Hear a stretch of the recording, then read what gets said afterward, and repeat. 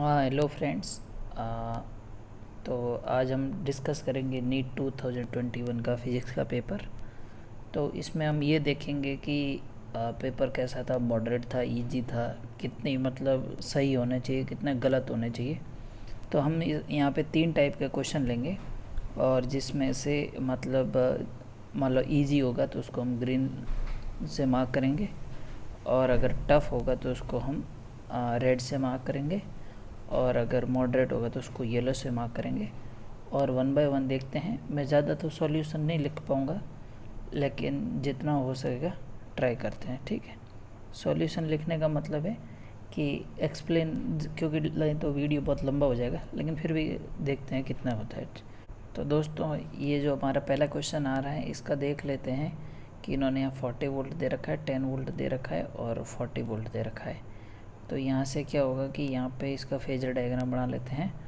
तो यहाँ पे कैपेसिटर का कितना दे रखा है, 10 वोल्ट दे रखा है और इंडक्टर का दे रखा है 40 वोल्ट, ठीक है, और रेजिस्टेंस का दे रखा है यहाँ से 40 वोल्ट।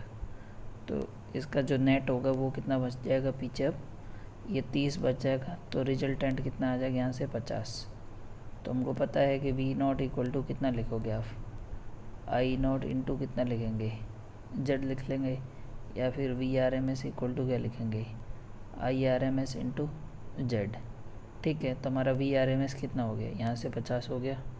अब आई आर एम एस कितना दे रखा है वो अपने ज्ञात करते हैं, ठीक है ना। तो यहाँ पे आप ये देखोगे तो यहाँ इन्होंने 10√2 दे रखा है, ये क्या दे रखा है, द एम्पलीट्यूड ऑफ। तो यहाँ पे ये पढ़ना ज़रूरी है, ये एम्पलीट्यूड, और एम्पलीट्यूड का मतलब होता है मैक्सिमम डिस्प्लेसमेंट या फिर मैक्सिमम करंट। तो इन्होंने आई नॉट कितना दे रखा है, वो दे रखा है 10√2।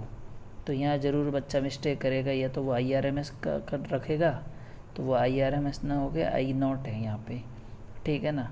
तो बस आई आर एम एस आप लिख लो। अब आई आर एम एस कितना होता है, आई नॉट बाई √2 होता है, ठीक है ना। तो वो डाल दो आप 10√2 डिवाइड बाय √2। तो √2 से √2 कैंसिल हो जाएगा और ये कितना आ जाएगा 10। तो 10 इंटू कितना आ जाएगा जेड। तो जेड की वैल्यू आ रही है यहाँ पे 5।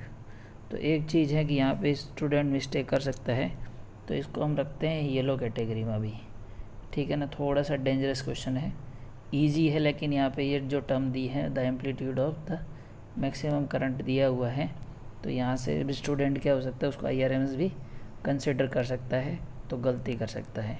तो इसका जो उत्तर है वो 4th दिया हुआ है और अपना उत्तर भी 5 वो मारा है, ठीक है। अब सेकंड वाले क्वेश्चन में आते हैं। तो find the value of the angle of emergent of the prism, इसका √3 दे रखा है, ठीक है। ये आपके पास कहीं क्वेश्चन होगा, यहाँ मैग्नीफायर आ गया है थोड़ा सा गलती से। तो ये देखिए कि अब क्या हो रहा है कि ये देखो 90 डिग्री पे यहाँ एंटर कर रही है, तो ये 90 डिग्री पे जाएगी, तो यहाँ पे भी ये 90 डिग्री पे जाएगी। ये 60 डिग्री है, तो ये 30 डिग्री हो गया, ये 30 डिग्री हो गया, ये 90 डिग्री हो गया, ये 60 डिग्री हो गया, तो ये कितना हो गया यहाँ से फिर से ये 30 डिग्री हो गया। अब यहाँ पे स्नेल्स लॉ लगा दो दूसरी साइड में, ठीक है ना। तो हम क्या लगाएंगे, स्नेल्स लॉ, √3 इंटू साइन 30, ठीक है, बराबर, बाहर जाएगी तब आ जाएगी 1 इंटू साइन आर लगा दो, बस साइन आर या फिर साइन ई, यहाँ पे एमरजेंट रे का पूछ रहे हैं, ठीक है। तो √3/2 इक्वल टू कितना आ जाएगा, साइन आर। तो आर इक्वल टू कितना आ जाएगा, 60 डिग्री। तो जो ये सेकंड क्वेश्चन है इसको मैं रखूँगा ग्रीन लाइन में, क्योंकि ये बहुत इजी क्वेश्चन था, ये क्वेश्चन बनना चाहिए था, यहाँ से पूरे मार्क्स लेने चाहिए बच्चों को, ठीक है। अब क्वेश्चन नंबर 3 में आते हैं। A dipole moment placed in a electric field, so as shown, in which direction will it move. तो जो ये स्टूडेंट क्वेश्चन दिया हुआ है, ये थोड़ा सा कन्फ्यूज़न हो सकता है जो बच्चे हैं।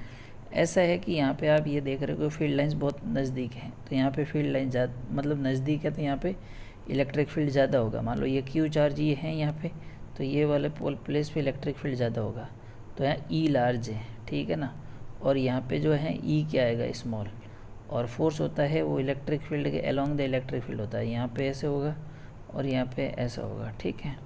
तो इसका मतलब पॉजिटिव पे लार्ज फोर्स होगा, ठीक है, और नेगेटिव पे छोटा फोर्स होगा, ठीक है। तो इसका मतलब जो इसके फोर्स लगेगा वो राइट की साइड में लगेगा। तो कोई भी ऑप्शन देख लो, या तो सेकंड होगा या फिर फोर्थ होगा। और फिर देखते हैं कि इसकी पोटेंशियल एनर्जी बढ़ेगी या घटेगी। तो डेफिनेटली मान लो कि ये फोर्स ज़्यादा है तो ये अपने आप इधर चलने लग जाएगा। तो मतलब इसका क्या होगा कि इसकी क्या होगी, मतलब काइनेटिक एनर्जी आएगी। तो इसका मतलब क्या होगा, potential energy definitely will decrease ही होगी बस। ठीक है ना, सीधी सी बात है। ऐसे छोड़ दिया, ज़्यादा फोर्स हो गया तो अपने आप चलने लग जाएगा, चलेगा तो उसको काइनेटिक एनर्जी प्राप्त होगी। तो वही कहाँ से, पोटेंशियल एनर्जी से। इसका मतलब काइनेटिक एनर्जी बढ़ेगी तो मतलब पोटेंशियल एनर्जी घटेगी। तो सिंपल सा इसका ऑप्शन 2 आ रहा है। तो इस क्वेश्चन को भी हम किस में रख सकते हैं, इसको येलो कैटेगरी में रख सकते हैं। ये इतना भी आसान क्वेश्चन नहीं था, क्योंकि यहाँ पे बच्चा समझ नहीं पाता इलेक्ट्रिक फील्ड कांस्टेंट है या नहीं है, तो थोड़ा सा कंफ्यूजिंग टाइप का है। अगर अच्छा क्वेश्चन है, आपको जनरली ऐसे क्वेश्चन दिखते नहीं हैं एग्ज़ाम में। ठीक है ना, एनर्जी वाला आसान है, लेकिन ये इलेक्ट्रिक फील्ड कांस्टेंट है या फिर वेरी कर रही है, उस हिसाब से थोड़ा सा मैं इसको कंफ्यूजिंग मानूंगा। दोस्तों क्वेश्चन नंबर 4 करते हैं अभी। ठीक है, तो इसके अंदर हमको दिया हुआ है कि C is connected across the AC voltage. तो ये हमने यहाँ पे AC वोल्टेज के अक्रॉस कनेक्ट कर दिया। ठीक है, तो V0, तो Q इक्वल टू कितना होता है, CV होता है। तो C और V कितना दे रखा अपना, V0 साइन ओमेगा t दिया हुआ है। ठीक है, Q, तो अब इसको डिफ्रेंशिएट करो तो I बराबर कितना आ जाएगा, dQ/dt। तो वो यहाँ से कितना आ जाएगा, C omega V0 cos omega t। बस ये इतना करंट है वो कैपेसिटर में बहेगा, तो ये डिस्प्लेसमेंट करंट हो गया। ठीक है, तो बस इसकी वजह से अपना उत्तर क्या आ जाएगा, ये फर्स्ट आ जाएगा। ये क्वेश्चन मतलब इतना आसानी से दिमाग में नहीं आता बच्चे को एग्ज़ाम में, वो कुछ और भी सोच सकता है। और वैसे भी डिस्प्लेसमेंट करंट का ज़्यादा बच्चा प्रॉब्लम नहीं करता है, तो इसको हम थोड़ा सा कि इसको मॉडरेट कैटेगरी में रखते हैं। ठीक है, अब चलते हैं क्वेश्चन नंबर 5 में। अब यहाँ से यहाँ की एक thick current carrying conductor radius R carries current I uniform distribute. ठीक है ना, ये जो क्वेश्चन आया है ये हमेशा नोट्स वगैरह में आप देखोगे। ठीक है, और ये बहुत ही ज़्यादा आसान क्वेश्चन है और हर साल रिपीट हो रहा है लगभग। इसको ना तो मैं कोई एक्सप्लेन करने वाला हूँ ना बात। जो ये वाला क्वेश्चन है ये बहुत ज़्यादा ईजी है, तो इसको हम लोग देंगे ग्रीन सिग्नल यहाँ से, और ये हमेशा अपना सही होना चाहिए था। और इसका जो है थर्ड आंसर दिया हुआ है, ज़्यादा एक्सप्लेनेशन की ज़्यादा ज़रूरत है नहीं। ठीक है, अब ये क्वेश्चन नंबर 6 आया हुआ है। A convex lens of focal length 20 centimetre and concave lens B of focal length 5 centimetre are kept along the same axis with width D. ठीक है, तो यहाँ पे क्या हुआ है कि कॉन्वेक्स लेंस है, तो ये अपना कॉन्वेक्स लेंस हो गया, और इसकी बीच लेंस एंड कॉनकेव लेंस, तो वो डिस्टेंस डी पे रखा हुआ है। ठीक है, and same with the distance if parallel beam is falling on the leaves, okay, distance D can be know. ठीक है, तो बस ये अपना कॉनकेव हो गया। बस तो अब क्या होगा, ये तो रे डायग्राम का सीधा क्वेश्चन था, यहाँ से रे डायग्राम आई, अब यहाँ से जाएगी। ठीक है, तो बस यहाँ पे कुछ इमेज बननी चाहिए थी 20 सेंटीमीटर पे, लेकिन ये तो यहाँ पहुँचेगी नहीं, तो इसके बाद क्या होगा, ये वापस दूर चली जाएगी, तो वापस पैरेलल बन जाएगी। तो इसका मतलब क्या हो गया कि मतलब ये 5 थी। ठीक है, तो ये पीछे कितनी बची, यहाँ पे ये 15 बची, तो इसका ऑप्शन आ गया 2। ये सीधा क्वेश्चन था, ये ज़्यादा कोई टफ नहीं था ना, कि ज़्यादा फार्मूला लग रहा है, तो इसको हम आसान क्वेश्चन में से, और ये पहले भी पूछा जा सकता है, और नीट के प्रीवियस ईयर्स के जो करेगा इजीली कर लेगा, इसमें कोई खास क्वेश्चन था नहीं। देखते हैं क्वेश्चन नंबर 7। यहाँ पे ये बोल रहा है photo sensitive surface negligible work function. ठीक है, वर्क फंक्शन 0 है लगभग। If M of the mass photo electron, तो मतलब यहाँ पे प्लेट है, तो यहाँ से क्या होगा, फोटो इलेक्ट्रॉन, और यहाँ से क्या आ रहा था, फोटॉन्स आ रहे थे। फोटॉन्स की एनर्जी तो हमको पता है, एनर्जी कितनी होती है, SC/λ होती है। ठीक है, अब ये बोल रहा है कि डी ब्रॉगली वेवलेंथ का लैम्डा डी आ रहा है। तो अब एक बात बताओ, जब ये इलेक्ट्रॉन आया तो इसकी एनर्जी कितनी होगी, हमको पता है एनर्जी कितनी होगी E, और ये एनर्जी कितनी होती है फोटोन, सो P²/2m, ये फार्मूला हम जानते हैं। और P कितना होता है, h/λ होता है, तो वो यहाँ लगा दो, तो वो कितना आ जाएगा, h² ऑफ द d। ठीक है, इंटू कितना लगा दो, 2m। तो ये एनर्जी और ये एनर्जी बराबर कर दो। ठीक है, तो यहाँ से कितना आएगा, एस सी बाई जो लेमडा है वो आ जाएगा H square divide by lambda D into 2m। अब जो भी है यहाँ से कैंसिल कर दो, तो ये लेमडा डी इंटू 2m और लेमडा बरा डिवाइड में एच आ जाएगा। ठीक है, तो एच सी तो नहीं आएगा, इसका एच ही आएगा यहाँ पे भी, तो और लेमडा डी स्क्वायर आएगा। ठीक है ना, तो लेमडा डी स्क्वायर, ठीक है, लेमडा डी स्क्वायर आएगा बस। तो यहाँ से लेमडा डी स्क्वायर कहाँ आ रहा है, यहाँ आ रहा है, तो ये ऑप्शन थर्ड हो जाएगा। और ये क्वेश्चन पहले भी पूछा जा चुका है, जेई में भी आया हुआ है, नीट में भी आया हुआ है ये, तो इस क्वेश्चन को भी आप आसान ही मानो, ये क्वेश्चन टफ नहीं है, ये क्वेश्चन पहले बहुत जगह पूछा गया है। ठीक है, हाँ। नेक्स्ट आता है क्वेश्चन नंबर 8। तो ये वाला क्वेश्चन को देखते हैं कि यहाँ पे ये पूछा ड्रिफ्ट वेलोसिटी का फॉर्मूला यहाँ पे। तो ड्रिफ्ट वेलोसिटी का फॉर्मूला क्या होता है, तो एक तो होता है I=NE/AVD।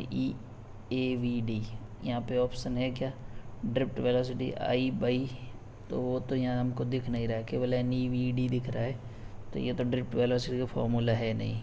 तो एक और दूसरा फॉर्मूला होता था drift velocity is equal to acceleration into time. तो एसिलरेशन कितना होता था, E/m इंटू टी, टाउ। ठीक है, तो ये वाला फॉर्मूला आप लगा सकते हो। तो अगर यहाँ पे दिया हुआ है तो ये फर्स्ट का तो आर ऑप्शन हो गया। ठीक है, अब दूसरा होता है रेजिस्टिविटी, इलेक्ट्रिक रेजिस्टिविटी का फॉर्मूला। तो यहाँ E/J दिया हुआ है, तो E इक्वल टू क्या होता है, E equal to okay sigma E, okay हाँ JE, हाँ J equal to sigma into E। ठीक है ना, ओके। तो सिग्मा क्या होता था हमारा, कंडक्टिविटी था। ठीक है, तो सिग्मा इक्वल टू J/E, तो रजिस्टिविटी E/J वेलकम, मतलब उसका उल्टा हो जाएगा। तो रजिस्टिविटी क्या आ जाएगा, E/J। तो इसका मतलब इलेक्ट्रिक रजिस्टिविटी कहाँ से आ गया हमारा, E/J से आ गया है। ठीक है, इसमें कोई दिक्कत है नहीं हमारे पास। तो आप यहाँ से ये देखोगे कि बी ऑप्शन का एस कहाँ आ रहा है, तो मतलब ये फर्स्ट और सेकंड ऑप्शन अब बच गए हैं। तो फिर सी का क्या बोल रहे हैं, पी, सी क्या है, पी। ठीक है, और करंट डेंसिटी का फॉर्मूला फिर क्या बोल रहे हैं, डी का। तो इसमें से करंट डेंसिटी का फॉर्मूला देख लो आप। तो करंट डेंसिटी का मतलब क्या होता है, करंट डेंसिटी का मतलब होता है J इक्वल टू I/A, और I का मतलब होता है NEAVD, तो डिवाइड बाय A। तो सिंपल है, A कैंसिल हो जाएगा, तो करंट डेंसिटी आ जाएगा NEVD, तो Q आ जाएगा। तो बस डेंसिटी ऑफ करंट कितना आ जाएगा, Q। ये बहुत सिंपल क्वेश्चन है, लेकिन थोड़ा सा टाइम कंज्यूमिंग है, तो इसलिए इसको नीट में आप कर सकते हो। तो ये भी एक ईजी क्वेश्चन है, ऐसे कोई डिफ़िकल्ट है नहीं ज़्यादा, करने लायक क्वेश्चन है ये भी। इसके बाद नेक्स्ट में आते हैं कि a radioactive nucleus of goes under the. ठीक है ना, यहाँ तो अब ये सिंपल सा ही है कि डेली क्वेश्चन ऐसे करवाते हैं। आप सीधा ही देख लो, यहाँ पे एक का फ़र्क आ रहा, चेंज हो रहा है, यहाँ दो का चेंज आ रहा है, तो इसका मतलब ये तो अल्फ़ा पार्टिकल हो गया। तो मतलब अल्फ़ा पार्टिकल मतलब ये फोर्थ होगा या फिर थर्ड होगा, यहाँ तो ये सिंपल हो गया। और यहाँ पे ये क्या आ रहा है, Z-1, तो Z-1 मतलब क्या हो गया, ठीक है, मतलब कि एक उसका कम हो गया है प्रोटॉन। ठीक है ना, तो प्रोटॉन किस में हो गया, न्यूट्रॉन में कन्वर्ट। तो इसका मतलब यहाँ पे, यहाँ Z था, यहाँ Z-1 हो गया, तो एक प्रोटॉन मिसिंग है, तो प्रोटॉन न्यूट्रॉन में कन्वर्ट हुआ, तो ये क्या होगा, बीटा प्लस हो जाएगा। ठीक है, और यहाँ पे क्या हो जाएगा, अब यहाँ पे देखो, यहाँ पे -3 है, तो इसमें एक ऐड हो गया है, इसका मतलब ये हो गया बीटा माइनस। ये सिंपल वाले कॉन्सेप्ट है, को खास समझाने की ज़रूरत नहीं है, नहीं तो बुक से पढ़ सकते हो, समझ नहीं आए तो। ये तो बहुत ज़्यादा आसान क्वेश्चन हैं। ठीक है, तो इसको हम ग्रीन से मार्क करते हैं अभी तो। ठीक है, अब क्वेश्चन नंबर 10, ये क्या बोल रहा है, the effective resistance of parallel connection that consist of 4 wires equal length equal area of the cross section and same material. भाई ये 0.25 बोल रहा है। ठीक है, इज सो व्हाट मतलब ये आर इक्वलेंट बोला है ना, हाँ इफ़ेक्टिव रेजिस्टेंस इतना है, तो बस 1/0.25 कर दो यहाँ से, इक्वल टू कितना है 4/r कर दो, तो यहाँ से r कितना आ जाएगा, r आ जाएगा 1 ओम। ठीक है, तो जब एक का मतलब एक का 1 ओम है तो चारों का कितना आएगा सी पैरेलल में, तो वो हो जाएगा, सॉरी सीरीज में, हाँ दे कनेक्टेड इन सीरीज, तो हाँ तो टोटल कितना हो जाएगा 4 ओम। तो ये क्वेश्चन कोई ज़्यादा, ये क्लास 10th का भी नहीं है, ये तो 8th 9th 10th का लेवल का क्वेश्चन है, तो यहाँ से ये क्वेश्चन भी बहुत ज़्यादा इजी है, तो इसको आप ग्रीन में ही मार्क कर लो। उसके बाद ये बोल रहा है नंबर 11 अभी सॉल्व करते हैं। तो यहाँ पे दिया हुआ है ए particle is release from height h, ठीक है, of the surface of the earth. तो ये अपना मान लो सरफेस ऑफ द अर्थ मान लिया, तो और वहाँ की हाइट कितनी हो गई, यहाँ पे मान लो ये हो गई हाइट s। ठीक है, तो इसकी अभी ये बोल रहा है कि यहाँ से तो रिलीज़ करेंगे तो इसकी पोटेंशियल एनर्जी कितनी होगी mgh। अब ये बोल रहा है द हाइट फ्रॉम द, हाँ 3 टाइम्स इज पोटेंशियल एनर्जी। तो अब ये क्या हो गया, मान लो यहाँ पे हाइट कहीं h पे आया है अभी पार्टिकल, ठीक है, तो यहाँ पे उसका लिख लो हाफ mv², और उसकी पोटेंशियल एनर्जी यहाँ पे कितनी हो जाएगी, h हाइट है तो 3mgh। ठीक है, अब एनर्जी कंजर्वेशन लगा दो, kinetic energy initial plus potential energy initial, kinetic final plus potential final. ठीक है, तो काइनेटिक एनर्जी इनिशियल कितनी है 0 + mgh equal to kinetic final half mv² जो 3mgh है प्लस mgh लगा दो। ठीक है, इसमें कैलकुलेशन बहुत लेंदी है, ये क्वेश्चन अगर कोई एग्ज़ाम में फंस जाता है तो हो सकता है कि थोड़ी उसको डिफ़िकल्टी हो।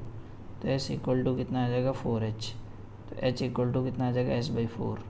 तो यहाँ पे 4 आ रहा है, यहाँ पे भी 4 आ रहा है, यहाँ पे भी 4 आ रहा है, मतलब यहाँ थोड़ा सा क्या पेपर मैंने वो किया हुआ है, मतलब चेंज कहीं से, तो थोड़ा डेटा मिसिंग है, तो ध्यान रखना बस।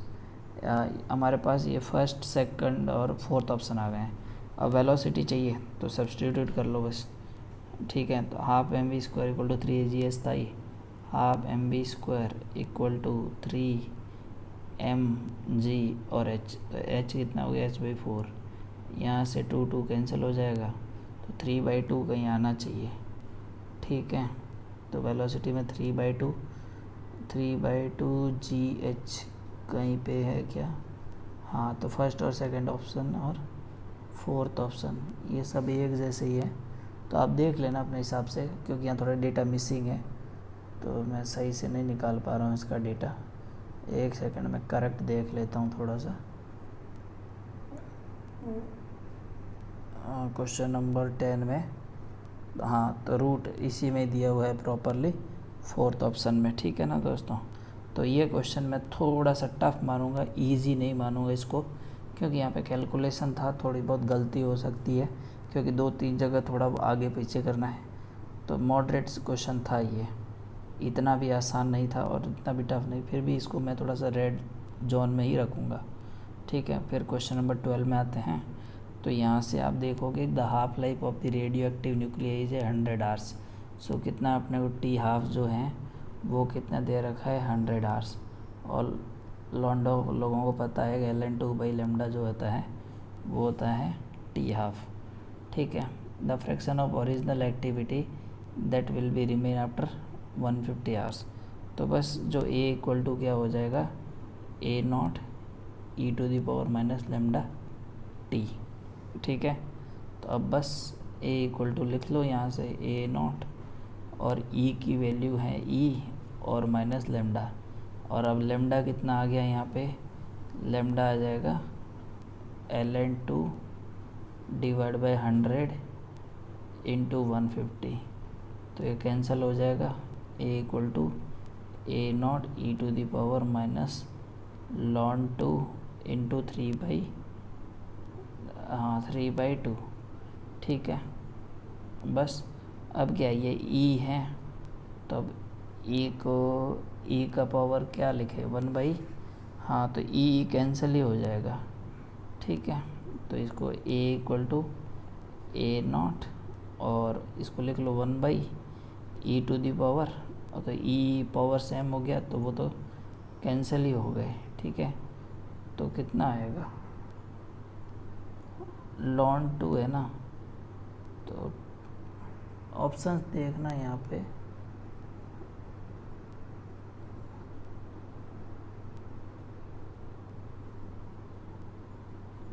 बस तो ये आ जाएगा 2 to the power 2/3, 2 to the power 3/2। तो इसका मतलब कितना आ जाएगा यहाँ से, ये अब कैलकुलेशन है फर्दर, ये ध्यान रखना बस यहाँ से, ठीक है। तो ये ऑप्शन तो मुझे यहाँ दिख नहीं रहा है, लेकिन जो भी ऑप्शन होगा तो देख लेना आप। तो 2√2 जो भी यहाँ है, ठीक है। तो ये क्वेश्चन भी आसान क्वेश्चन में ही मानोगे आप, ज़रूर छोटी सी कैलकुलेशन थी लेकिन क्वेश्चन करने लायक था, इतना भी कोई हाई फाई क्वेश्चन नहीं था, ठीक है। फिर क्वेश्चन नंबर 13 आते हैं। एक cup of coffee cools from, ये तो न्यूटन्स कूलिंग लॉ का है, तो ये तो बहुत सिंपल क्वेश्चन है और ही ज़्यादा, तो वो लिख लो आप 90 - 80 डिवाइड बाय कितना टाइम लग रहा है इसको, कोई टाइम टी लग रहा है क्या, हाँ तो इसको टी इक्वल टू, तो के इंटू कर लो 90 + 80/2 माइनस रूम टेम्परेचर कितना दे रखा है यहाँ पे 20, फिर ये आ रहा है 80 से 60 पे, तो डाल दो इसको 80 से 60 में, बस 80 से 60 डिवाइड बाय टाइम कितना टी डैश ले लो इक्वल टू के इंटू 80 + 60/2 माइनस 20। अब इन दोनों को इक्वेशन 1 और इक्वेशन 2 को डिवाइड करो, उत्तर आ जाएगा। तो ये क्वेश्चन भी बहुत ज़्यादा आसान क्वेश्चंस में से एक है, ठीक है। हाँ, अपने को मेजरली एनालिसिस करना है, सॉल्यूशन आप देख लेना अपने हिसाब से। The number of photons per second on an average emitted by the source of monochromatic light wavelength 600 nanometre when it is delivers power of this one. हाँ, तो पावर का मतलब क्या होता है, एनर्जी बाई टाइम, ठीक है। तो एनर्जी कितनी होती है, n into N number of photons into SC/λ into by time. बस अब सॉल्व कर लो, टाइम तो यहाँ दिया हुआ नहीं है तो पर सेकंड लगा दो, और तो क्या लगाना है उस, ठीक है। तो अब इस क्वेश्चन में कैलकुलेशन थी, तो देखते हैं कैलकुलेशन कैसे बनती है। बाकी ये क्वेश्चन भी आप आसान क्वेश्चंस में से ही मानोगे, ठीक है। तो देखते हैं इसको कैसे करते हैं कि P पावर जो है अपनी वो कितनी दे रखी है 3.3 इंटू 10⁻13 दे रखी है -3 इक्वल टू मुझे n इंटू यहाँ पर मुझे लैम्डा नैनोमीटर में है तो 12,600, तो 12,060 डिवाइड बाय 6 कर लेता हूँ 600, ठीक है ना, डिवाइड बाय टाइम 1 सेकेंड। बस ये लगभग कितने बार जाएगा यहाँ पे, और यहाँ पे आ जाएगा 1.6 इंटू 10⁻19 आएगा, ठीक है। तो ये भी ध्यान रखना है लगभग कैलकुलेशन। तो ये 2 टाइम जाएगा यहाँ से, ये 16 दूनी 32 हो जाएगा, और कुछ ये कैंसिल हो जाएगा सारा डेटा, ठीक है। बस तो ये 19 उधर चला जाएगा, तो 10⁻19 और -3 कर लो, 10⁻16 आना चाहिए। तो बस ये क्वेश्चन भी बहुत ज़्यादा आसान है, कोई टफ नहीं था। अगर ये फार्मूला याद होता 12,700 divide by lambda in angstrom और 1260 divide by lambda in nanometre, ठीक है। तो बड़ा सा इजी क्वेश्चन है ये भी। फिर क्वेश्चन नंबर 15 आते हैं। A body is executing simple harmonic motion, ये कोई क्वेश्चन नहीं है, ये तो सीधा 2n ही आएगा, और हर कोई इसको नोट्स में पढ़ाता है, तो आप आराम से कर सकते थे। इसका सीधा सा सिंपल रूल है कि अगर सिंपल हार्मोनिक x के साथ करेगी तो मान लो 1 साइकिल कंप्लीट कर रहा है, और काइनेटिक एनर्जी कितनी होती है 12 mv², ठीक है ना। तो वो क्या होती है 2 बार साइकिल कंप्लीट करती है उसी टाइम में। तो बस यहाँ पे 1 साइकिल कंप्लीट हो गई, यहाँ पे 2 बार रिपीट हो गया। अगर ये समझ नहीं आ रहा तो नोट्स की तरह से देख लेना, और ये बहुत आसान क्वेश्चन था, ठीक है। अब क्वेश्चन नंबर 16 पे जाते हैं।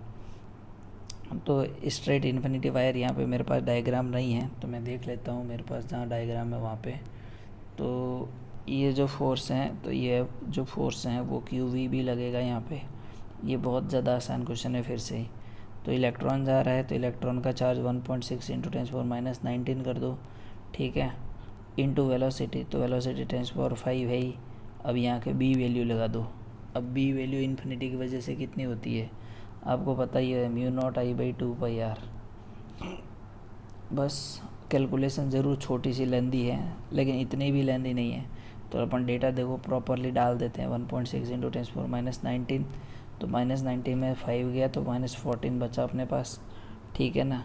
इंटू म्यू नॉट 4 पाई, हाँ तो 4 पाई इंटू 10⁻⁻7 कर दो, डिवाइड बाई 2 पाई, ठीक है। इंटू करंट सीधा सा दिया हुआ है, कितना दिया हुआ है यहाँ पे, करंट दिया हुआ है अपने पास, करंट दिया हुआ है अपने पास 5 एम्पियर, तो इंटू यहाँ पे 5 कर दो, डिवाइड बाई आर, तो 20 सेंटीमीटर है तो 1/5 कर दो सीधा सा, ये ठीक है। 5 ऊपर जाएगा तो यहाँ आ जाएगा बस। अब यहाँ से ये 2 पाई से 2 कैंसिल हो गया, ठीक है।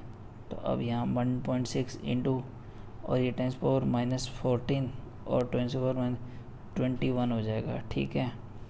इंटू ये कितना होगा 2 और ये 25, तो 50 कर लो, ठीक है। तो 16.80, तो ये हो जाएगा 8 इंटू 10⁻⁻20, बस उत्तर आ जाएगा जो भी है यहाँ फोर्थ ऑप्शन। तो ये क्वेश्चन भी करने लायक था और हमेशा सर्कुलर मोशन का क्वेश्चन वहाँ से बनता है, ठीक है।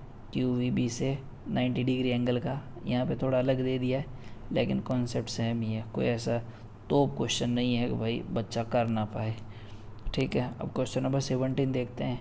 ये फोर्स एक्सीलरेशन दे रखा है और टाइम दे रखा है, तो find the dimension of energy. Energy कितना होता है, फोर्स इंटू डिस्प्लेसमेंट। तो मुझे देखो फोर्स तो हर किसी में एक ही पावर दे रखी है तो कोई दिक्कत नहीं है। अब एक्सीलरेशन में क्या होगा, मीटर पर सेकेंड, ठीक है, मीटर पर सेकेंड इंटू सेकेंड, ठीक है। तो ये पॉसिबल है यहाँ मीटर पर, हाँ एक्सीलरेशन मीटर पर सेकंड स्क्वायर है यहाँ, तो मीटर पर सेकंड स्क्वायर इंटू सेकंड, तो मतलब यहाँ सेकंड बच जाएगा, तो ये गलत हो गया। यहाँ पे फिर क्या था, मीटर पर सेकंड स्क्वायर, ठीक है ना, और यहाँ स्क्वायर आ रहा है तो ये कैंसिल हो जाएगा, तो 4 और मीटर बचेगा, तो फोर्स इंटू मीटर, ठीक है। तो इसका सेकंड ऑप्शन आ जाएगा, बस खेला ख़त्म, सीधा कर लो बस। इसमें क्या है, तो ये भी बहुत ज़्यादा आसान क्वेश्चंस में से एक हैं, तो आप इसको ग्रीन में डाल सकते हो, ये ग्रीन जोन में आना चाहिए, कोई दिक्कत नहीं है यहाँ पे, ठीक है। क्वेश्चन नंबर 18 क्या दे रखा है, ये तो बहुत लल्लू क्वेश्चन सा ही दिख रहा है कि root mean square speed of gas molecules कितनी होती है, √3 RT/m, तो सीधा Q हो गया, ठीक है ना, बस।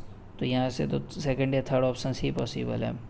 फिर क्या बोल रहा है ये कि pressure of gas ideal gas, तो 1/3 ρRT होता है कुछ, तो यहाँ से ये हो जाएगा इसका P। Average kinetic energy of the molecule 3/2 kT, तो बस ये ऐसा आ जाएगा और AD का R आ जाएगा जो ऑप्शन है। ये क्वेश्चन तो बहुत ज़्यादा आसान है, सिंपल से डायरेक्ट फॉर्मूला है, ठीक है, ऐसा कुछ था नहीं आई फिर। नेक्स्ट क्वेश्चन है, block of this slide smoothly plane and t = 0 S and the distance travelled by the block in the interval.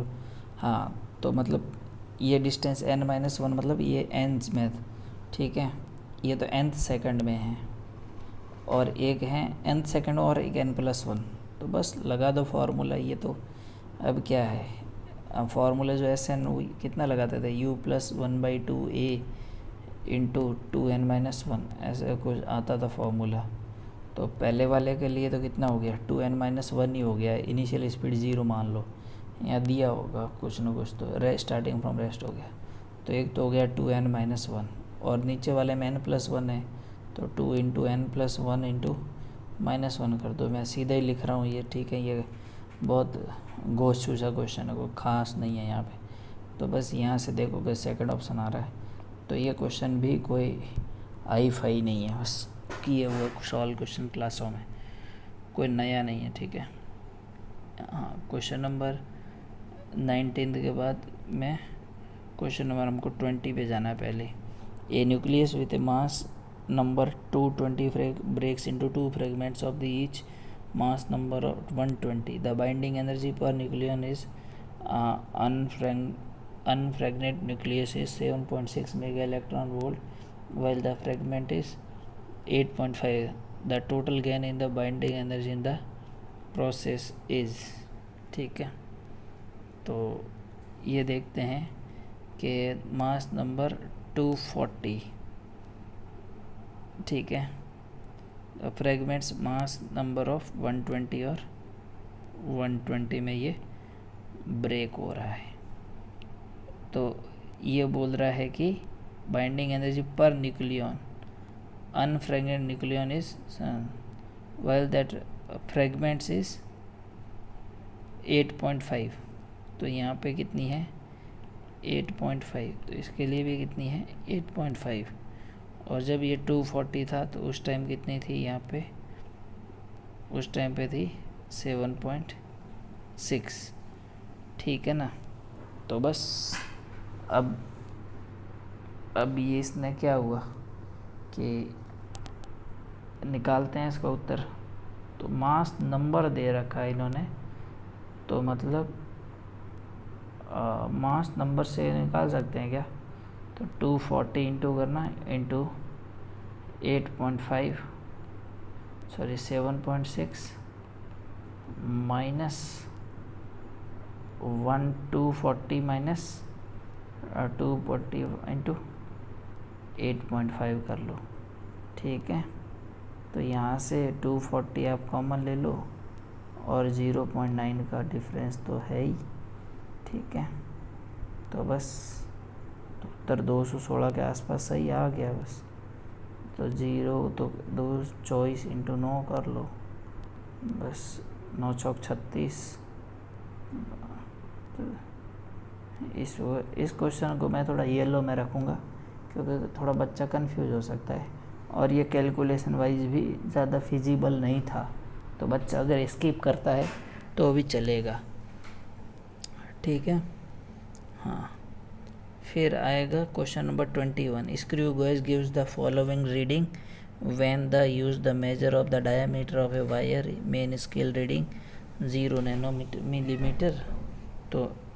तो हमारी जो ट्रू रीडिंग होती है वो कितनी होती है, वो होती है main scale reading plus vernier scale reading, और यहाँ पे स्क्रू गेज है तो लीस्ट काउंट इनटू, ठीक है, सर्कुलर स्केल रीडिंग रहेगी बस।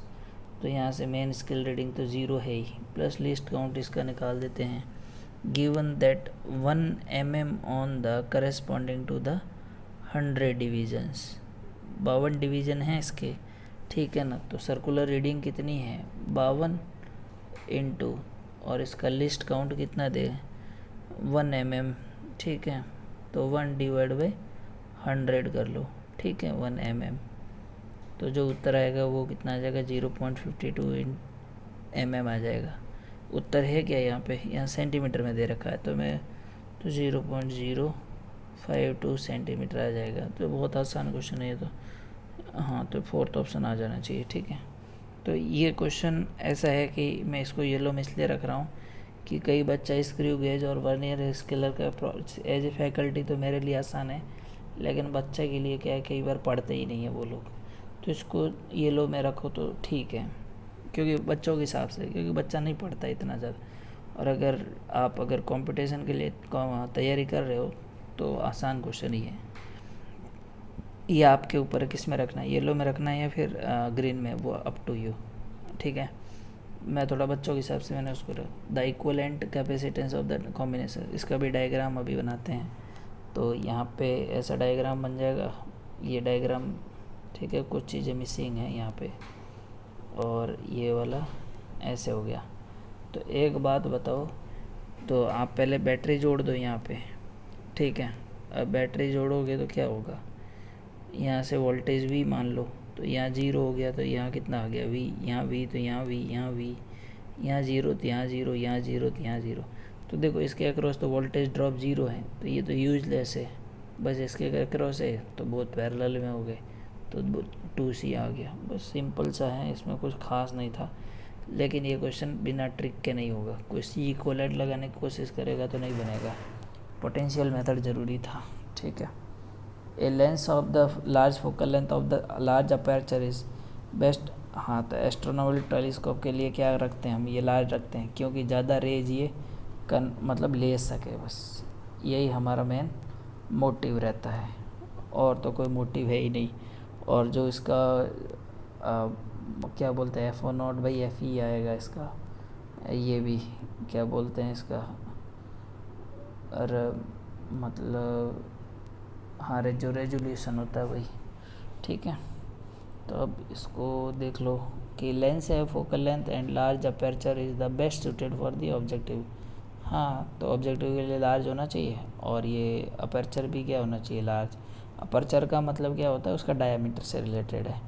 ठीक है, तो बस खेल ख़त्म। अब देख लो options. A large aperture control quality and visibility, yes image very good by no more number of images will capture, तो sorry more number of rays will capture so better, क्योंकि जितनी ज़्यादा रेज आएगी इतनी ज़्यादा इमेज क्लियर रहेगी।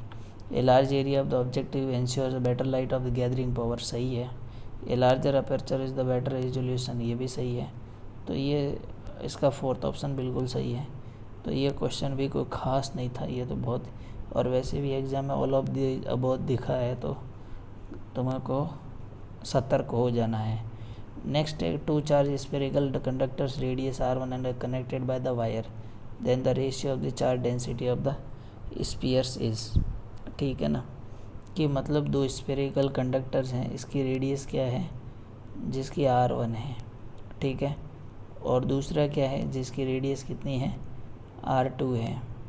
ठीक है, तो एक बात बताइए, इसका जो पोटेंशियल है v है और इसका पोटेंशियल है उसका भी v है, तो आप क्या लिखोगे कि q बाई r1, तो यहाँ से जो q आएगा वो कितना आ जाएगा, v(r1) आ जाएगा, और यहाँ से जो v आएगा वो कितना आ जाएगा, q(r2) आ जाएगा।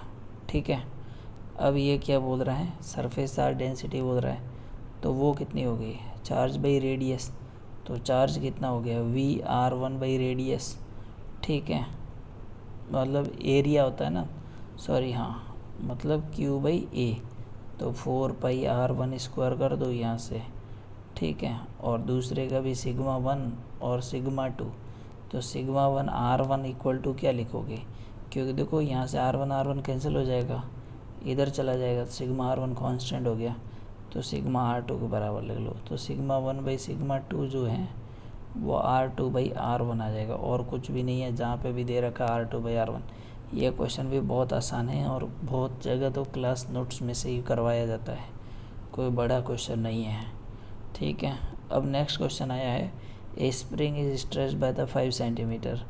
ठीक है ना, तो ऐसा है कि स्प्रिंग को खींच लिया है, तो फोर्स इज इक्वल टू क्या लिखोगे, -kx, तो हमको तो मैग्नीट्यूड चाहिए, तो हम तो kx डाल देते हैं यहाँ पे, तो यहाँ पे 10 न्यूटन बराबर k वैल्यू इंटू एक्स, तो 5 सेंटीमीटर बाई 100 कर लो। ठीक है, तो ये आ जाएगा 20। ठीक है, तो हमारा k वैल्यू आ जाएगा 200। अब उसके बाद बोल रहा है कि टाइम पीरियड, तो t इक्वल टू कितना लिखोगे, 2π√L/g, सॉरी m/k, तो मास 2 kg है, m/k, और k वैल्यू हमको कितना दे रखा है 200, तो बस ये कैंसिल हो जाएगा, तो 2π/10 डाल दो बस, और 2π मतलब 3.14, तो 6.28, तो 0.6, तो ये आ गया 28 बस।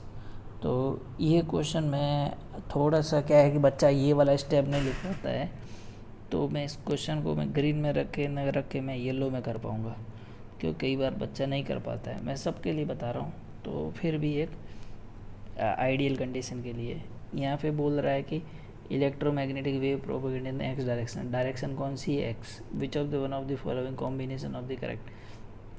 एक बात बताओ, इलेक्ट्रिक फील्ड और मैग्नेटिक फील्ड क्या होगा, परपेंडिकुलर टू ईच अदर होगा। ठीक है ना, तो आप बस सीधा से लगा दो कि यहाँ पे E.B इक्वल टू कितना, 0 होना चाहिए तो।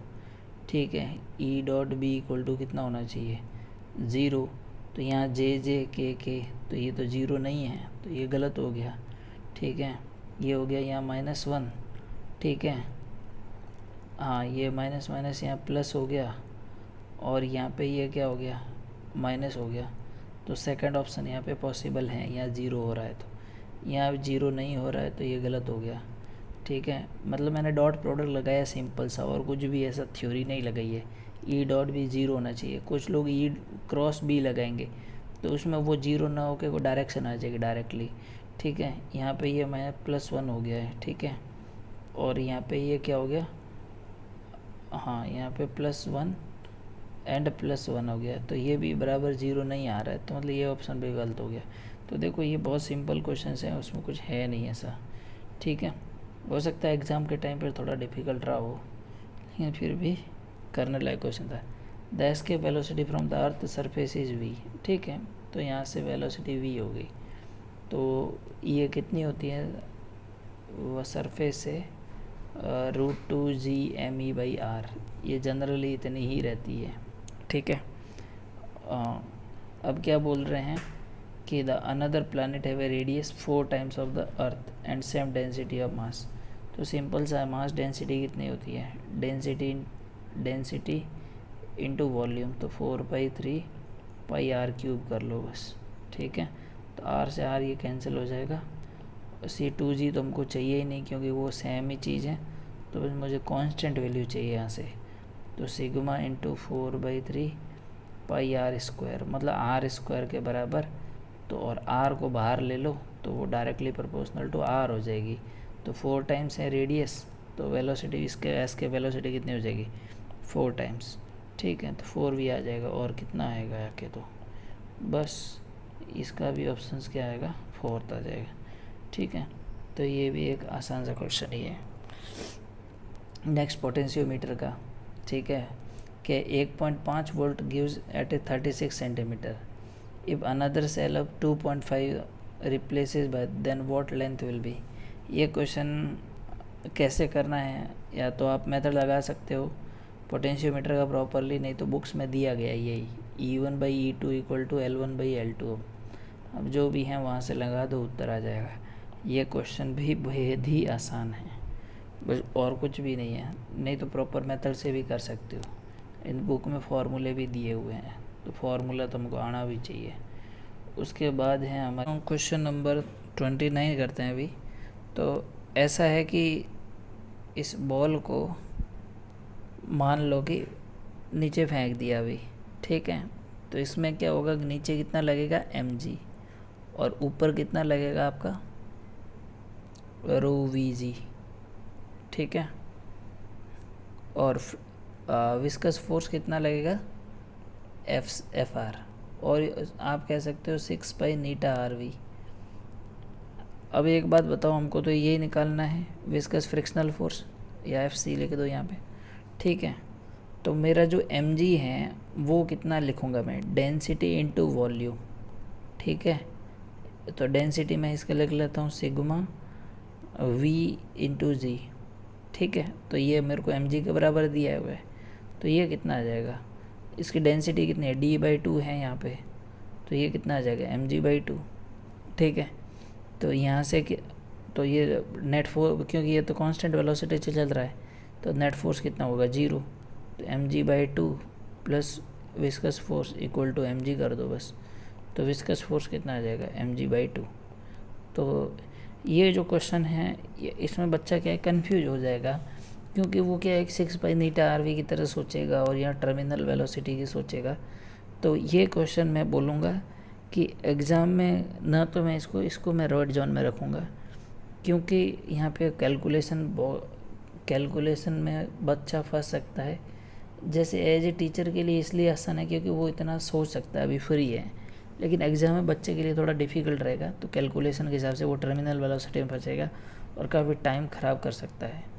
हो सकता है बहुत, अगर जिसको ये शॉर्ट ट्रिक समझ में आ जाए वो तो बहुत जल्दी सॉल्व करेगा, लेकिन जिसको नहीं आया वो फंस के मर जाएगा यहाँ पे। तो ये इसको रेड जोन में रखेंगे, या डेंजर जोन है, और आपको सोच समझ के सॉल्व करना है इस क्वेश्चन को।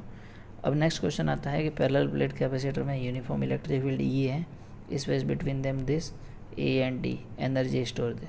ये क्वेश्चन तो हर नोट्स में करवाया जाता है, इसमें कोई ख़ास है ही नहीं, ठीक है ना। अब जो भी है इसके ऑप्शंस आप देख लेना। तो जो होती है एनर्जी पर जो वॉल्यूम होता है वो कितना होता है 1/2 ε0 E², ठीक है। तो U इक्वल टू कितना होता है 1/2 E² × A.D, बस यही होता है और कुछ भी नहीं होता। इसकी एनर्जी स्टोर होती है, जो ऑप्शन आए देख लेना बस। तो ये क्वेश्चन भी बहुत ज़्यादा आसान में से एक है, इसको बॉक्स में पैक कर लो, ठीक है, कोई टाइम नहीं लगने वाला है। फिर आ रहा है 31 concentration of the N type, okay, semiconductors at the same as a hole concentration in a P type and external electric field across them, compare the currents in them, ठीक है। तो एक बात बताइए यहाँ पे कि ये क्या बोल रहा है कि करंट किस में हाँ, कंपेयर द करंट, तो एन टाइप में ज़्यादा होगा क्योंकि एन टाइप में इलेक्ट्रॉन ज़्यादा होंगे, तो वो क्या बोलेंगे, फास्ट चलेंगे। इसमें क्या होंगे, प्रोटॉन, तो वो बहुत भारी रहेंगे, थोड़े स्लो चलेंगे। बस यही है और कुछ भी नहीं है बस। ठीक है, तो ये वाला क्वेश्चन हो सकता है थोड़ा बहुत बच्चे कंफ्यूज हो जाए, ट्रिकी है लेकिन सिंपल है और कुछ भी नहीं है। तो इसको थोड़ा सा आप 31 में डाल दो बस, और कुछ भी नहीं है। हाँ हाँ 32 को consider the following statement, general diode तो रिवर्स बायस होता है व्हेन वोल्टेज रेगुलेटर 100% सही है, इसमें कुछ गलती नहीं है। Potential barrier P N junction का 0.1 से 0.3 नहीं होता है, क्योंकि जो जर्मेनियम और सिलिकॉन होता है, तो जर्मेनियम का तो 0.3 होता है और वो सिलिकॉन का 0.7 होता है। तो इसका मतलब ये 0.1 से 0.3 नहीं होती है, इसका मतलब उत्तर अपना गलत है, तो ये भी गलत हो जाएगा। और यहाँ से जो भी ऑप्शन आएगा वो देख लो, और ये उत्तर भी बहुत ही ज़्यादा आसान है, इसमें कोई डिफ़िकल्टी थी नहीं। Polar molecules of the molecules, ठीक है ना, मतलब जिसमें पोलैरिटी हो मॉलिक्यूल्स में, और मॉलिक्यूल्स मतलब क्या हुआ, अब मान लो H2O मान लो, ठीक है। हाँ, तो H2O में क्या होता है, O+O2+ होता है, और हाइड्रोजन हाइड्रोजन तो होता ही है बस, तो वहाँ का डाइपोल मोमेंट कुछ आ जाएगा। ठीक है, तो ये भी बेहद ही आसान क्वेश्चन से हैं, इसमें कोई भी ज़्यादा रामायण नहीं थी माता फोड़ी।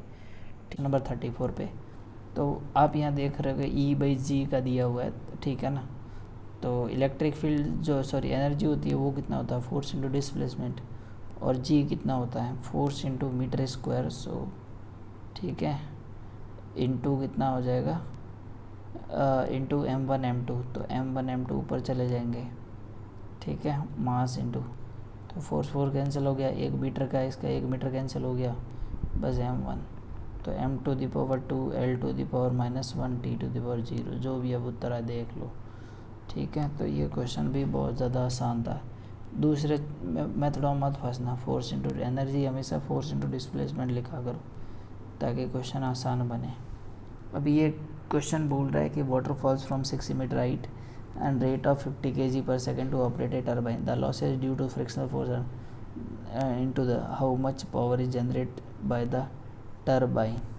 ठीक है, तो बस अब क्या बोल रहे हैं, एनर्जी है कितनी आ रही है, जो पोटेंशियल एनर्जी है वो काइनेटिक एनर्जी है, तो पोटेंशियल एनर्जी कितनी आ रही है, mgh, तो मास 50 kg into gravity 10 into height कितनी है 60, ठीक है, और हमको मिली कितनी, 90/100, पूरी तो मिली नहीं है, बस यहाँ से कैंसिल कर लो जितना हो सके। तो अब यहाँ से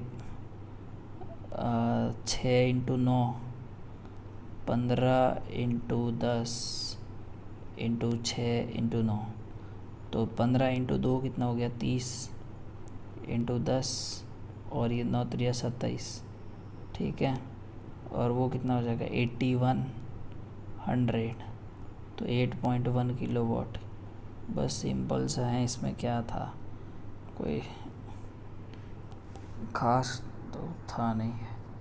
ए car start from rest and accelerate at 5 metre second square at t = 4 second and ball is dropped out of the window by the car person sitting. What is the velocity and acceleration of the ball at a t = 6 second. भाई acceleration तो बस जी होगा, और तो क्या होगा उसका, ठीक है ना, तो सिंपल है बस, इसमें कोई ख़ास है ही नहीं। तो जी किस में दे रखा है, 10 मीटर/सेकंड है ही बस। हाँ सिंपल है बस, इसमें क्या है, कुछ भी पूछ ले भाई, ठीक है ना। तो इसको ग्रीन सिग्नल दो भाई, क्योंकि हवा से बाहर फेंकेगा तो बेसी बात है, हवा में जाएगा तो अंडर ग्रेविटी रहेगा। क्वेश्चन नंबर जो 37 है उसका डायग्राम मेरे पास नहीं है, वो मेरे को फ़ोन से देखना पड़ेगा, ठीक है। तो इस टाइप के क्वेश्चंस आप 1010 के बहुत करते हो, ठीक है। ABC क्या मतलब इनपुट दे दो और अपने को तो आउटपुट चाहिए, तो बस शुरू में हमको इनपुट क्या है 0 0 दिया हुआ है, तो ठीक है T1 तक का तो सेम ही है सबका, फिर T1 में इन्होंने दिया है, A में दिया है 1, B में 0 और C में क्या दिया उन्होंने, हाँ 0 से 1 दे दिया है। बस देख लेना, अब 37 क्वेश्चन करने लायक नहीं है ज़्यादा। बस मेरे पास डायग्राम होता तो बता देता, लेकिन ये आसान क्वेश्चन है, इसमें कुछ है नहीं खास। 37वां भी ठीक है ना, इतना तो कर लेना। डायग्राम होता तो थोड़ा आसानी होती है यहाँ बताने में। 38वां, a ball of mass 0.15 kg is dropped from the height 10 meter, strikes the ground and rebound the same height. The magnitude of impulse imparted by the ball is। बस तो इम्पल्स क्या होता है, सिंपल सा क्वेश्चन था कि जितना mv से आ रहा था उतनी mv से चला जाएगा। बस तो वो कितना हो जाएगा 2mv, और ठीक है ना, टाइम नहीं दिया हुआ तो 1 सेकंड ले लो, और क्या है बस। हाँ तो 2 इंटू मास कितना दे रखा है, 0.15 दे रखा है, और वेलोसिटी कितनी आएगी √2gh। बस ये तो सिंपल है, और क्या यार। यहाँ से 0.3 ले लो और √2gh, तो 20 तो √200 ले लो, ठीक है। 10 बार आ जाएगा तो ये 3√2 हो जाएगा। अब तो 3 इंटू 1.4, 4.2। बस भाई यार ये क्वेश्चन कोई बहुत गंदे क्वेश्चन पूछे हैं, कुछ भी नहीं था साला क्वेश्चन में, ठीक है। क्वेश्चन नंबर 39, यहाँ से एक रॉड दिया हुआ है, मेरे पास ये डायग्राम है नहीं, देख लेता हूँ इसका व्यू क्या है। यूनिफॉर्म लेंथ 200 सेंटीमीटर और मास 500 ग्राम, ठीक है। ये बैलेंस नेट टॉर्क बैलेंसिंग का और कुछ भी नहीं है। बस भाई साहब क्या तो क्वेश्चन पूछे गए हैं, हद हो गई है यार। ये 500 ग्राम इज़ बैलेंस दैट है। हाँ मैं इस क्वेश्चन को सॉल्व नहीं कर रहा हूँ, ये थोड़ी बहुत इसमें कैलकुलेशन है, बाकी कुछ भी नहीं है। बट टॉर्क बैलेंस करना है। मान लो यहाँ ऐसा दिया हुआ है और यहाँ पे एक वेट है 2 kg, यहाँ एक m है मास, ठीक है ना। अब जो भी है यहाँ पे इस 160 सेंटीमीटर दे रखा है, ये 40 20 0 20, तो ओबीसी बात है यहाँ पे एक नॉर्मल फोर्स है, ठीक है ना। तो इसका तो यहाँ इसके बैलेंस अगर टॉर्क जी आप बैलेंस कर लो, ठीक है, एक mg भी आ जाएगा, ठीक है। बस तो इसका 2 इंटू समथिंग कर लो, इसका 2 इंटू समथिंग कर लो, सॉरी इसका mg इंटू समथिंग कर लो, इसका m इंटू समथिंग कर लो, बस आ जाएगा। यहाँ 3 टॉर्क लगेंगे, बस उसको बैलेंस कर लो। एक टॉर्क इक्वल टू अगर ये 2 + 3 का कर लो, टॉर्क 1 इक्वल टू, बस ठीक है ना। ये क्वेश्चन भी आसान क्वेश्चन में मानूंगा मैं, कोई ख़ास दिमाग नहीं लगाना था, नेट टॉर्क बैलेंसिंग करनी है, टॉर्क तुमको आता है बताने का, ठीक है। क्वेश्चन नंबर 40, हाँ, a point object is placed at this distance 60 centimetre from the convex lens of focal length 30 centimeter. If plane mirror were put perpendicular to the principal axis length of the distance 40 centimeter from it, the final image would be the formed at a distance of, ठीक है। तो ये वाला question ज़रूर मैं थोड़ा सा difficult मानूंगा, क्योंकि इसमें थोड़े से फार्मूले वगैरह लगाने पड़ रहे हैं, लॉजिक कम लगेगा यहाँ पे। फिर भी मैं बता देता हूँ इस क्वेश्चन को कि कैसे करना है, ठीक है। तो बस यहाँ पे प्लेन मिरर हैं अपने पास, और क्या टेंशन लेना बस। अब यहाँ से लाइट आई, ऑब्जेक्ट कितने दूरी पे रखा गया है, पॉइंट ऑब्जेक्ट रखा गया है। The final image would be form at the distance. तो देखिए होगा क्या कि यहाँ से एक लाइट आएगी, तो पहले यहाँ आएगा, फिर रिफ्लेक्शन होगा, फिर वापस जाएगा और यहाँ आएगा, ठीक है। तो मतलब 3 बार फॉर्मूले लगाने हैं और कुछ भी नहीं है, ठीक है। तो इसमें देखते हैं कि क्या क्या फार्मूले लगेंगे। ये क्वेश्चन ज़रूर मैं इसको डिफ़िकल्ट में से मानूंगा, ठीक है। तो इस टाइप के क्वेश्चन को हमको नहीं करना एग्ज़ाम में। ये भी आपका रेड है। हम देखेंगे स्टेप डाउन ट्रांसफार्मर है, तो फार्मूले लगा दो पहले, Vp/Vs इक्वल टू Ip/Is/Ip। बस क्योंकि हमारे पास तो नंबर ऑफ रिंग्स तो है नहीं, यही है। अब यहाँ पे इन्होंने बोला है कि ये 44 है, तो इसकी पावर कितनी है 44, तो ये होगा देखो Is एंड Vs। तो Is हमको सॉरी वी एस 11 वोल्ट दे रखा है, तो जो आई एस है इसमें 4 एम्पियर बह रहा है।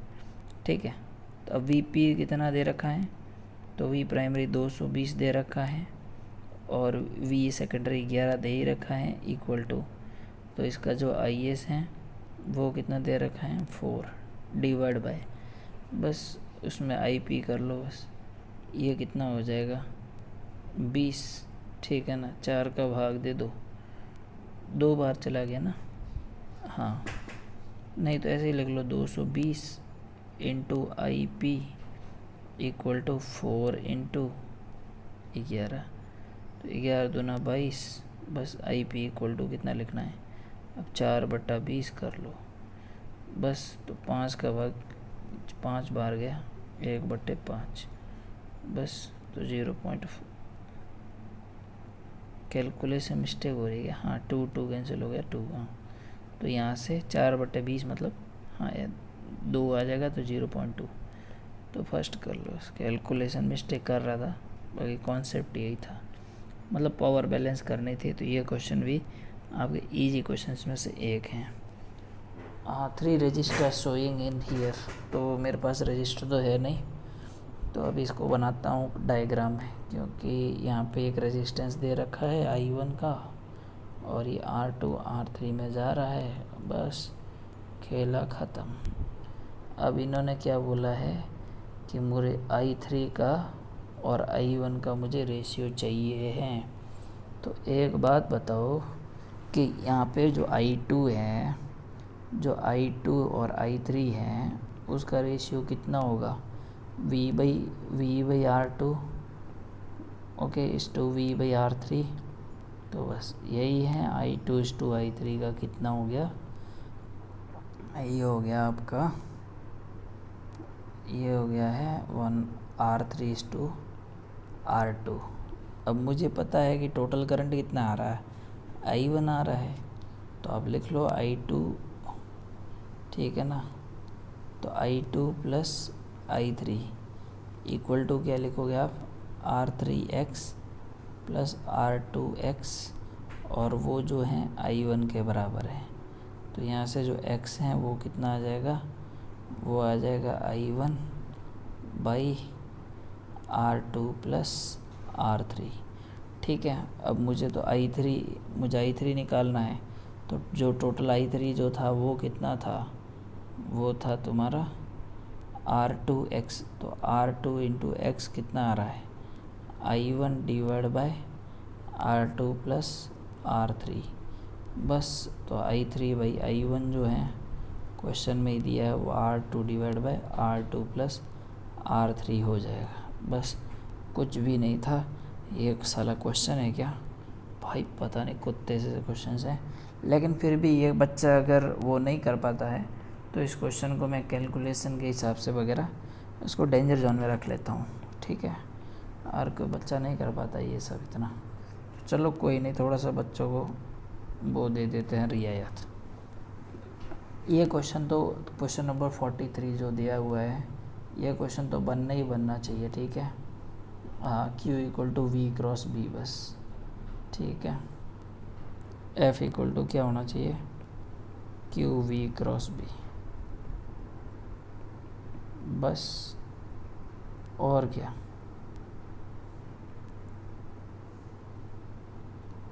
अब इसमें आप ये बोलोगे कि सर ऐसे कैसे हम करेंगे इस क्वेश्चन को, एक तो देखो इसका मैग्नीट्यूड सबका सेम आ रहा है, ठीक है ना, तो चलो वो बात मैंने मान ली, तो बाकी तो क्या है, इसको कैलकुलेशन ऑप्शन से ही कर सकते हो। ठीक है, तो ऑप्शन जितना हो सके छोटे छोटे ऑप्शंस रख के हो सके तो देखते हैं।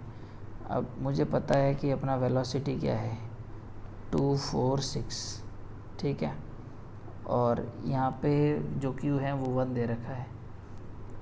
अब बाकी जो पहला ऑप्शंस है वो देखते हैं ऑप्शंस, ठीक है, तो -8 है, फिर -8 है, -6 है, I J K, तो आप पहले I का ही देखो, 8 दूना 16 -16, ठीक है, और माइनस का 8 चौक 32, तो बस ये तो गलत हो गया पहला तो। अब दूसरा देखो आप, ठीक है, तो ये फिर से 2 4 6 ले लो और -6 और बोलते हैं -8 के साथ देखो आप, ठीक है। यहाँ पे ये प्लस था, सॉरी, तो ये -16 और ये हो गया 16, ठीक है। तो ये गलत। अब इसमें देखो तो ये -6, ये हो गया कितना, 8 हो रहा है, सॉरी, ये हो जाएगा -12, ठीक है। और ये हो जाएगा +24, ठीक है ना। तो यहाँ से ये आ जाएगा, हाँ 624 ना, हाँ 6 दूनी 12, तो ये आ जाएगा 12 आ रहा है इसका मतलब यहाँ पे। तो फिर भी फोर्स में तो वह 4 ही आ रहा है, हाँ 12 आ रहा है, तो मतलब हाँ 12 तो उसमें दिया हुआ है, ठीक है, के कैप के साथ में ये सब, तो मतलब चलेगा, ठीक है। मतलब मैं के कैप के लिए सॉल्व कर रहा था बच्चों, ध्यान रखना। और फिर दूसरों का आप और चेक करो ऐसे ही। फिर ये आ जाएगा 8 और 8 का, तो 8 और 8 का तो आप फिर से वही आएगा, तो ये तो सेट नहीं होगा 8 का, तो फिर 6 और 6 का सेट करना है आपको। तो हाँ यहाँ +6 कर लो, यहाँ +6 कर लो, 6 दूनी 12 आ जाएगा, यहाँ प्लस, लेकिन यहाँ माइनस आ जाएगा।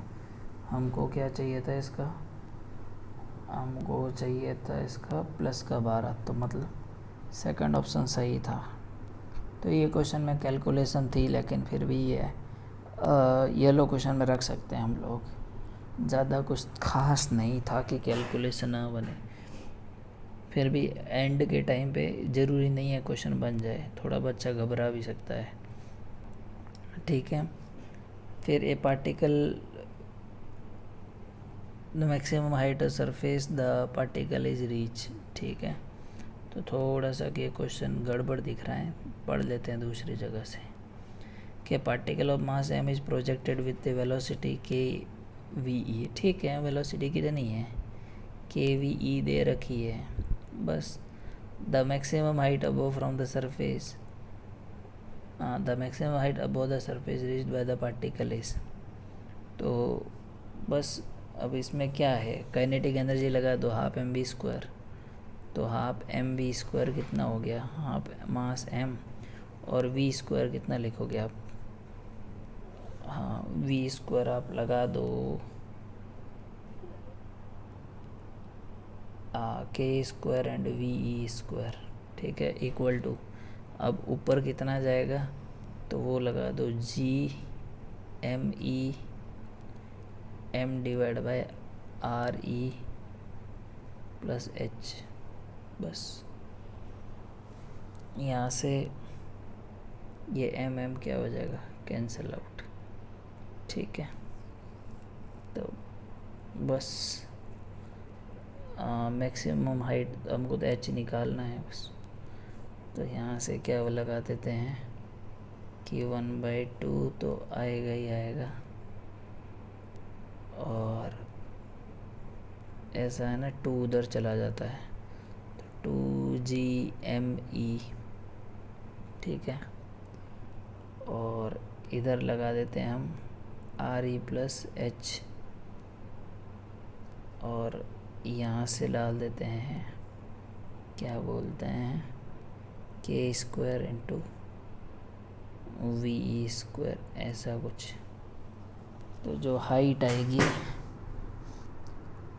ठीक है, जो हाइट आएगी वो आ जाएगी re minus 2gme by k² ve², और आपको पता ही है v जो वेलोसिटी, अब s के वेलोसिटी वो कितनी होती है, v², वो रहती है अपने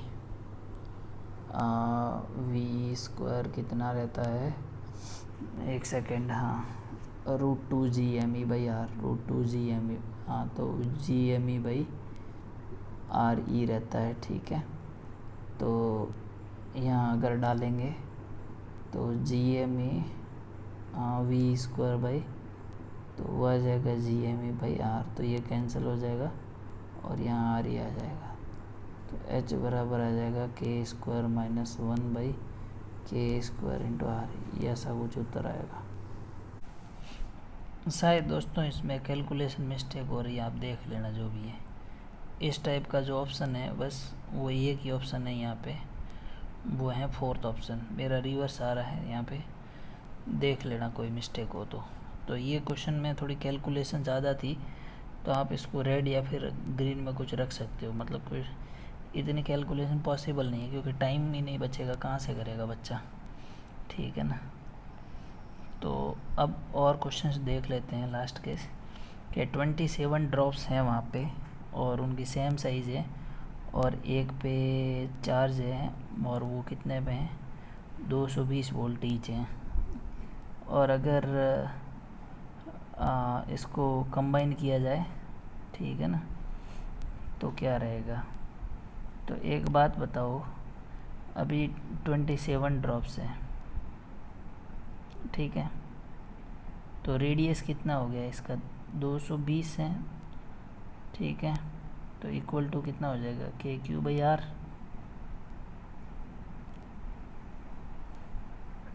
सही है। अब यहाँ से क्यू चार्ज कुछ कुछ सब पे आएगा, तो टोटल जो अब फाइनली रहेगा तो उसमें क्या आ जाएगा, initial volume equal to final volume. तो जो ये 27 ड्रॉप्स हैं इंटू 4/3πr³, वही कितने के बराबर होगा, बड़ी वाली हो जाएगा, छोटी वाली रख लो यहाँ पे, तो 4/3πr³ के बराबर। तो ये 4/3 कैंसिल आउट, तो यहाँ से जो R आएगा वो कितना आ जाएगा, 3R आ जाएगा। आया बात समझ में। तो अब जो नया पोटेंशियल आ जाएगा तो वो कितना आ जाएगा, KQ/R, ठीक है, तो KQ टोटल बाई R, और जो R है वो कितना आ रहा है, 3R के बराबर, ठीक है। अब यहाँ से जो KQ/R, तो KQ/R कितना था, 220 इंटू ये R, ठीक है, तो ओके क्यू टोटल जो आएगा वो 27 लगवा दो आप, 220 इंटू 27, ओके। बाकी तो मैं के नहीं कर रहा हूँ और आर भी नहीं लिख रहा हूँ, डिवाइड बाय आप 3 कर लो, ठीक है ना। तो 3 का ये कितने बार चला जाएगा, 9 टाइम्स, और 0 18 से लगी 1, 9 दूनी 18 और 1 19, तो 1980 वोल्ट जो आएगा, ठीक है ना। लेकिन बच्चा इतना टाइम नहीं है तो इसको भी येलो में कर लो, इजी है लेकिन टाइम नहीं मिल पाता है, ठीक है ना। अब लास्ट में फिर आता है ये series LCR circuit containing 580 microfarad capacitor and 4 ohm resistance is connected to 230 volt variable frequency AC सोर्स। The angular which power transfer circuit half the power of the resonant frequency like B। अब इस question में भी काफ़ी जो P average वगैरह का formula है वो लगाना पड़ेगा, ठीक है ना। मैं इसको सॉल्व नहीं करूँगा क्योंकि IRMS VRMS और इसको आप लिख सकते हो cos phi, हो सकता है वहाँ से सॉल्व करना पड़े क्योंकि अभी इतना टाइम भी नहीं बचा, बहुत लेंदी हो जाएगा वीडियो, नहीं तो इसको आप रेड जोन में रखो। वैसे भी पावर के क्वेश्चन डिफ़िकल्ट रहते हैं, अगर हो सके डायरेक्ट जीरो ऑप्शन हो तो ही सॉल्व करें, ना तो ना करें। तो इसको क्या करना है, रेड जोन में रख लो, ठीक है। उसके बाद में क्या बोल रहा है कि uniform conducting wire of length 12A resistance R wound up in है circular current carrying shape of, ठीक है। तो ये क्वेश्चन करने लायक है क्योंकि ये जो क्वेश्चन है डाइपोल मोमेंट का कॉन्सेप्ट है, ठीक है। तो कोई नहीं, कंडक्टिंग वायर है, उसकी लेंथ 12A है और रेजिस्टेंस क्या है, सॉरी हाँ रेजिस्टेंस R वाउंड अप है current carrying coil of shape of, पहले equilateral triangle of side A, ठीक है। तो इक्वलेटरल ऑफ साइड A का, ठीक है। तो एक वायर बनेगा, फिर ये 2 बनेगा, फिर ये 3 बनेगा और ये फिर 4 बनेगा, ठीक है। और फिर स्क्वायर में है, ठीक है। 2 3 4। ठीक है, तो जो मैग्नेटिक डाइपोल मोमेंट है वो कितना बनेगा, NIA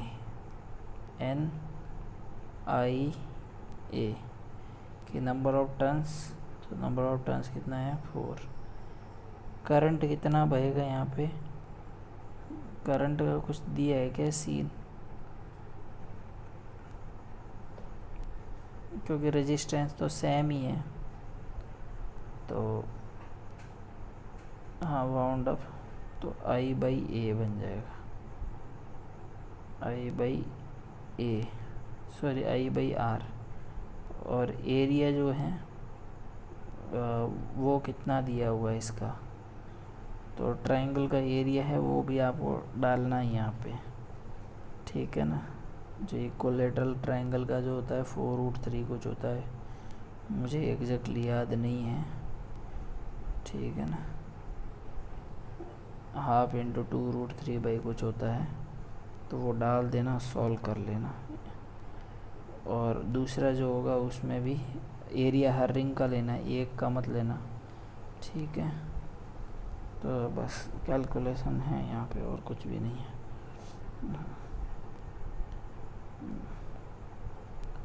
फिर question number 48, a ring of mass m and radius r a corresponding to the 90 degree sector is removed.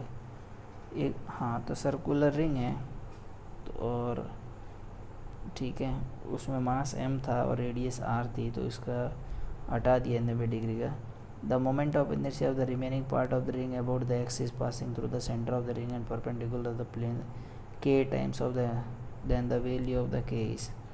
ठीक है, तो पहले कितना था इसका, पहले था mr²। ठीक है, और अब कितना बचेगा, 3/4 रहेगा, तो 3/4 mr²। तो ये तो mr² है, तो 3/4 ही रहेगा बस, इसमें कुछ खास था नहीं। ये क्वेश्चन मतलब आसान क्वेश्चन इसमें था, लेकिन फिर भी यहाँ पे पहुँचता है कि नहीं पहुँचता है, ये बड़ी बात है। ठीक है, यह सब लास्ट के क्वेश्चन है, थोड़ा मुश्किल होता है यहाँ पहुँचना। फिर एक और क्वेश्चन है, 2 conducting circular loops R1 and R2 are the placed at the same plane. ठीक है, mutual inductance between the directly proportional to. बस सिंपल से क्वेश्चंस हैं ये, तो क्या है, अब एक की वजह से मैग्नेटिक फील्ड निकालो यहाँ पे, तो वो क्यों कितना आ जाएगा, μ0I/4πR1। ठीक है, तो ये R2 बहुत छोटा है, तो हाँ, तो μ0I/4π 2R, मतलब R आ जाएगा, R1 आ जाएगा। ठीक है, और दूसरे का एरिया निकाल दो, तो πr² लगा दो, πr2 होल का स्क्वायर, तो R2 का स्क्वायर बाई R1, बस यही है। अब ये क्वेश्चन भी बहुत आसान है, लेकिन बच्चा अब कर नहीं पाता इसको भी, डिफ़िकल्ट भी मान लो, कोई नहीं, B.A से हिसाब से तो मैं इसको थोड़ा डिफ़िकल्ट में डाल देता हूँ। ठीक है, क्योंकि बच्चा पहुँच भी नहीं पाता लास्ट में, और टाइम भी नहीं रहता ज़्यादा। तो question number 50, a particle is moving in a circular path, radius r with a uniform speed, takes time t, complete revolution. If this particle project at the same speed at angle theta in the horizontal, the maximum height attained is the equal to 4r. The angle of projection is theta is। हाँ, तो अब ये क्या है, particle is moving in a circle of radius r uniform to revolution. तो ठीक है, तो डिस्टेंस इक्वल टू कितना लिखोगे, स्पीड इनटू टाइम। ठीक है, तो 2πr कितना लिखोगे, 2πr/t इक्वल टू कितना लिखोगे, 2πr/t इक्वल टू वेलोसिटी। अब ये बोल रहा है कि इसको इतने से, तो हाँ, एंगल थीटा, तो उसमें इसको मैक्सिमम हाइट कितनी रहेगी, 4r। तो सिंपल सा है, इसमें क्या है, 4r equal to u² sin² θ/2g। ठीक है, बस कर लो सॉल्व यार, यहाँ कुछ है ही नहीं। अब u² यहाँ से ही डाल दो, खेल ख़त्म।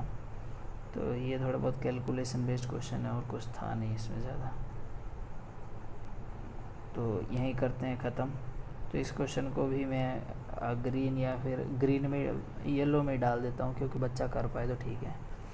अब ऐसा है कि इसमें कितने क्वेश्चन मतलब देखते हैं कि स्कोर कितना रहना चाहिए हमारा, एक मतलब ग्रीन मतलब इतने तो करने ही करने हैं कंपटीशन के लिए, तो उसके हिसाब से आप सोच लेना कि इतना स्कोर आ रहा है या नहीं आ रहा है।